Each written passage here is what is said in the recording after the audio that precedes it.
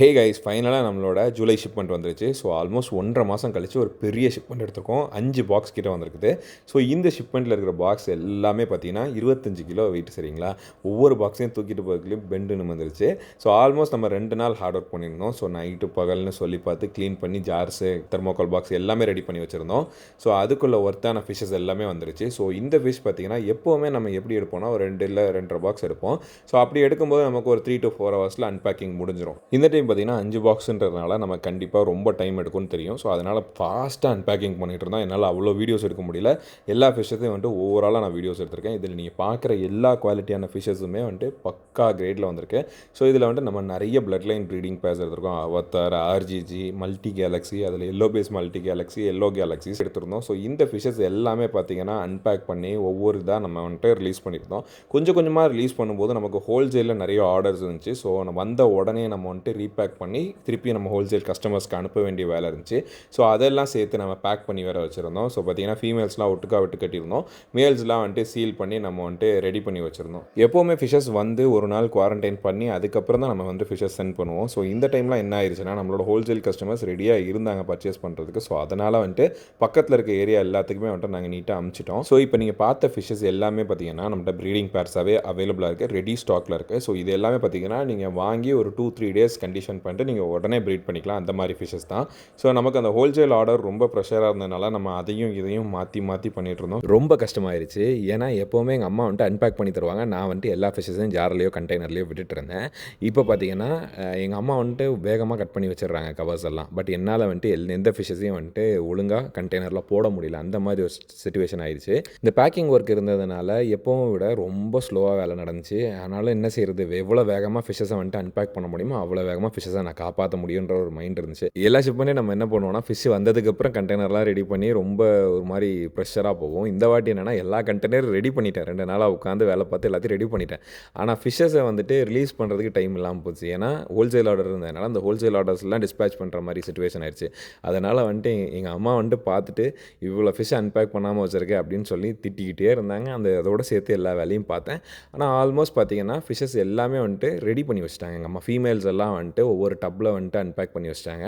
ஏன்னா அதெல்லாம் தெர்மோகால் பாக்ஸில் நான் விடுறது தான். ஸோ அதனால் அதெல்லாம் எங்கள் அம்மா ரெடி பண்ணி வச்சுட்டு மேல் பீட்டாஸை வந்துட்டு அன்பேக் பண்ணுறதுக்கு வெயிட் பண்ணிட்டு இருந்தாங்க. ஆனால் ஹோல்சேல் பீட்டாஸ் எல்லாமே வந்துட்டு அன்பேக் பண்ணி முடிச்சாச்சு. பட் என்னென்னா இந்த எக்ஸாட்டிக் பீட்டாஸ் மட்டும் பெண்டிங் இருந்துச்சு. அதையும் இந்த டைமில் உட்காந்து அன்பேக் பண்ணால் கண்டிப்பாக என்னால் அதுங்களை ரிலீஸும் பண்ண முடியாது. எங்களோட டெயில் டேமேஜ் ஆயிரும் தெரியும். ஸோ அதனால் வந்துட்டு ஹோல்சேல் ஆர்டரை ஃபுல்லாக ஃபஸ்ட்டு டிஸ்பேச் பண்ணி முடிச்சுட்டு அதுக்கப்புறம் பொறுமையாக வந்து நம்மளோட பீட்டாஸ் அன்பேக் பண்ணலான்னு பார்த்தேன்.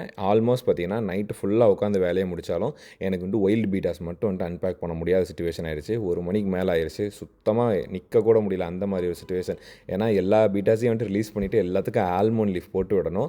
ஸோ எல்லாத்துக்கும் ஆல்மோன் லீஃப்லாம் போட்டு விட்டு இவனுங்க ஸ்ட்ரெஸ்ஸில் வேறு இருப்பானுங்க. இவனுங்க பயங்கரமாக துள்ள வேறு செய்வானுங்க. இந்த க்ளோஸ் பண்ணி வச்சுருக்கேன். இதில் பார்த்தீங்கன்னா இந்த ஜார்ஸ் எதுவும் க்ளோஸ் பண்ண முடியாது. கீழே பார்த்தீங்கன்னா 2 கண்டெய்னர் வச்சுருக்கேன். இதுலேருந்து எதுவும் துள்ளி விழுந்துச்சுன்னா அந்த கண்டெய்னரை வெல்ற மாதிரி செட் பண்ணி வச்சுருக்கேன். ஏன்னா அந்த கிளாஸஸ்க்கு இடுக்கில் போய் விழுந்துச்சுன்னா கண்டிப்பாக செத்து போயிடும். கரெக்டாக துள்ளி இந்த கண்டெய்னரில் விழுந்துச்சுன்னா கண்டிப்பாக அதுங்க பொழைச்சிக்கும். ஏன்னா மேக்ஸிமம் எல்லா பிளக்கார்ட்ஸுமே ஸ்ட்ரெஸ்ஸில் தான் இருக்கும். கண்டிப்பாக துள்ள தான் செய்யும். என்ன தான் நம்ம க்ளோஸே பண்ணி வச்சுருந்தாலும் சின்ன சின்ன இடுக்க பார்த்து பீட்டாஸ் துள்ளி விழ தான் செய்யும். அது நம்ம ஒன்றுமே பண்ண முடியாது. நம்ம எவ்வளோ தான் பர்ஃபெக்டாக பண்ணாலும் குறைஞ்சது எனக்கு எல்லா ஷிப்மெண்ட்லேயுமே அந்த ஸ்ட்ரெஸ்ஸில் ஜம்ப் ஆகிற ஃபிஷஸ் நிறைய உண்டு. ஸோ நான் வந்துட்டு ஹாபியஸ்ட்டு சொல்கிறது என்னென்னா என்றைக்குமே ஃபிஷ்ஷை ரிசீவ் பண்ணதுக்கப்புறம் நீங்கள் வந்துட்டு கண்டிப்பாக க்ளோஸ் பண்ணி வச்சுக்கோங்க. கண்டெய்னர் 100% சீல் பண்ணுறதும் பெட்டர் தான். ஸோ இப்போ நீங்கள் பார்க்குறதெல்லாம் 1 டே கழிச்சு, சரிங்களா? பீட்டாஸ் எல்லாம் 1 டே கழிச்சு நல்லா செட் ஆகி ஃப்ளாரிங் ஸ்டார்ட் ஆயிருச்சுங்க. நம்மளோட எக்ஸாட்டிக் பீட்டாஸ்லாம் அட்டகாசமான குவாலிட்டியில் இருந்துச்சுங்க. சீரியஸ்லி எல்லா மேல்ஸும் சரியான சைஸில் யூனிக் பேட்டர்ன்ஸோடு இருந்துச்சு. ஃபீமேல்ஸும் அதுக்கு ஏற்ற குவாலிட்டியில் நல்ல எக்லோடடாக இருந்துச்சு. ஸோ இந்த ஷிப்மெண்ட்டில் வந்த எல்லா எக்ஸாட்டிக் ப்ரீடிங் பேர்ஸுமே அட்டகாசமான பேர்ஸ் தான். ஸோ இதில் எனக்கு ஸ்பெஷலாக பிடிச்ச பேர்ஸ்ன்னு பார்த்தீங்கன்னா இந்த காப்பர் ஸ்ட்ரெயின்ஸ் தான். ஏன்னா எல்லாமே பயங்கர அக்ரெசிவாக பயங்கர போல்டாக ஃப்ளாரிங் அடிச்சிட்டு இருந்துச்சு. ஸோ அதுக்கப்புறம் கொஞ்சம் எக்ஸாட்டிக் ப்ரீடிங் பேர்ஸ் எடுத்திருந்தோம். என்னென்னு பார்த்தீங்கன்னா அவத்தார் ஓஹெச்எம்ஸில் ஒரு 3 பேர் எடுத்திருந்தோம். பட் நான் என்ன எக்ஸ்பெக்ட் பண்ணேன்னா அவத்தார் ஓஹெச்எம் பேர்ஸ் இன்னும் கொஞ்சம் நம்ம எக்ஸ்ட்ரா எடுத்துக்கலாம்னு தோணுச்சு. பட் செல்லர் கிட்ட பார்த்தீங்கன்னா நம்ம எக்ஸ்பெக்ட் பண்ண குவாலிட்டி இல்லை. ஸோ ஒரு 3 பேர் சாட்டிஸ்ஃபை ஆச்சு. அந்த 3 பேர் மட்டும் நம்ம எடுத்துக்கிட்டோம். மல்டி கேலக்ஸி பேர் எல்லாமே பார்த்தீங்கன்னா அட்டகாசமான குவாலிட்டியில் இருந்துச்சு. ஒவ்வொரு ஃபிஷ்ஷும் யூனிக் பேட்டர்னில் இருந்துச்சு. Black base, blue base, orange base, yellow base, red base, சரிங்களா? அது போக எல்லோ கேலக்ஸி ப்ரீடிங் பேர்ஸ் இருந்துச்சு. ஸோ எல்லாமே பார்த்தீங்கன்னா நல்ல லோடடான பேர்ஸ். ஸோ இந்த வீடியோ பார்க்குற யாராட்டு பீட்டாஸ் இதுக்கு முன்னாடி வளர்த்துருக்கீங்கன்னா கண்டிப்பாக மல்டி கேலக்ஸி பேக்லாம் ட்ரை பண்ணியே பார்க்கணும். ஏன் அப்படின்னா நீங்கள் வந்துட்டு நார்மல் பிளக்கார்ட்ஸை விட இதுங்க ரொம்ப வைப்ரண்ட்டாக இருக்கும். ஸோ இந்த ஃபிஷ்ஷஸை நீங்கள் ப்ரீட் பண்ணி பார்க்கணும் கூட ட்ரை பண்ணலாம். ஏன்னா எல்லா ஃபிஷ்ஷோட பேட்டர்ன்ஸும் யூனிக்காக வரும் சரிங்களா. இதுங்களோட குட்டிங்களுக்கு யூனிக்கான பேட்டர்ன்ஸ் வரும். ஸோ அந்த க்ரோத் ஸ்டேஜை பார்க்கும்போதே நமக்கு அவ்வளோ பியூட்டிஃபுல்லாக இருக்கும். ஸோ இந்த மாதிரி பிளக்கார்ட்ஸ் எல்லாமே பார்த்தீங்கன்னா நம்மளோட வாட்ஸ்அப் குரூப்பில் ரெகுலர் ஸ்டாக் அப்டேட் வந்துக்கிட்டே இருக்கும். உங்கள் யாருக்கும் தேவைன்னா ஸ்க்ரீனில் தர நம்பரை காண்டாக்ட் பண்ணி பர்ச்சேஸ் பண்ணிக்கலாம். அப்படி இல்லைன்னா டிஸ்கிரிப்ஷனில் வாட்ஸ்அப் குரூப் லிங்க் கொடுத்துருக்கேன், அதில் நீங்கள் ஜாயின் பண்ணி ரெகுலர் அப்டேட்ஸ் தெரிஞ்சுக்கலாம். இப்போ நீங்கள் பார்க்குற எல்லாமே ஆர்ஜிஜி ப்ரீடிங் பேஸ். இதை வந்து ரெட் கோல்ட் கேலக்ஸின்னு சொல்லுவாங்க. ஸோ இந்த டைப்பில் நம்ம நிறைய ப்ரீடிங் பேஸ் இதுக்கு முன்னாடி எடுத்திருக்கோம். பட் என்னென்னா அந்த பேட்டர்ன் வந்து ரொம்ப க்ளோஸ்டாக இருக்கும். பட் நம்ம இந்த டைம் ரிசீவ் பண்ண லைனேஜ் பார்த்தீங்கன்னா பக்காவான குவாலிட்டியில் இருந்துச்சு சரிங்களா. அந்த ஃபிஷ்ஷை பார்க்கும்போதே அவ்வளோ போல்டாக இருக்குது, அவ்வளோ யூனிக்கான மார்க்கிங்கோடு இருக்குது எல்லா ஃபிஷ்ஷுமே. ஸோ இப்போ நீங்கள் பார்க்குற எல்லா ஆர்ஜிஜி ப்ரீடிங் பேஸுமே நம்மக்கிட்ட அவைலபிளாக இருக்குது. எல்லாமே ஒரு நாளில் ரெடி ஆயிடுச்சுங்க சரிங்களா. பபுள் நெஸ்ட் கட்டி எல்லாமே பக்காவாக ரெடி ஆயிடுச்சு. ஸோ இதே ப்ரீடர்ட்டு வந்து நம்ம கொஞ்சம் அவதார் ப்ரீடிங் பேர்ஸும் எடுத்திருந்தோம். ஸோ அதோட குவாலிட்டி நீங்கள் பாருங்கள், அதுங்களோட ஃப்ளாரிங்கு அதோட அக்ரெஷன் எல்லாமே பக்காவாக இருந்துச்சு. ஸோ இதே மாதிரி இந்த டைப்பில் இருந்து நம்ம நிறைய ஃபீமேல்ஸ் எடுத்துருக்குறோம், அதுங்களும் நல்ல எக்லோடடாக இருந்துச்சு.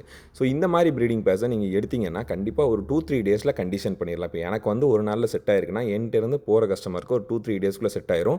அவங்க அதுக்கப்புறம் உடனே ப்ரீட் பண்ணிக்கலாம். ஏன்னா அந்த ஷிப்மெண்ட் வந்த டைமில் தான் அந்த ஃபிஷஸ் வந்துட்டு நல்லா எக்லோடடாக இருக்கும். பீட்டா ப்ரீடிங்கில் வந்துட்டு ஃபெயிலியர் ஆயிருக்கீங்கன்னா இந்த மாதிரி டைமில் வந்துட்டு நீங்கள் எடுத்து ப்ரீட் பண்ணிங்கன்னா கண்டிப்பாக சக்ஸஸ் ஆகும் சரிங்களா. இப்போ இருக்கிற எல்லா ஃபீமேல்ஸுமே அந்த மாதிரி குவாலிட்டியில் தான் இருக்குது.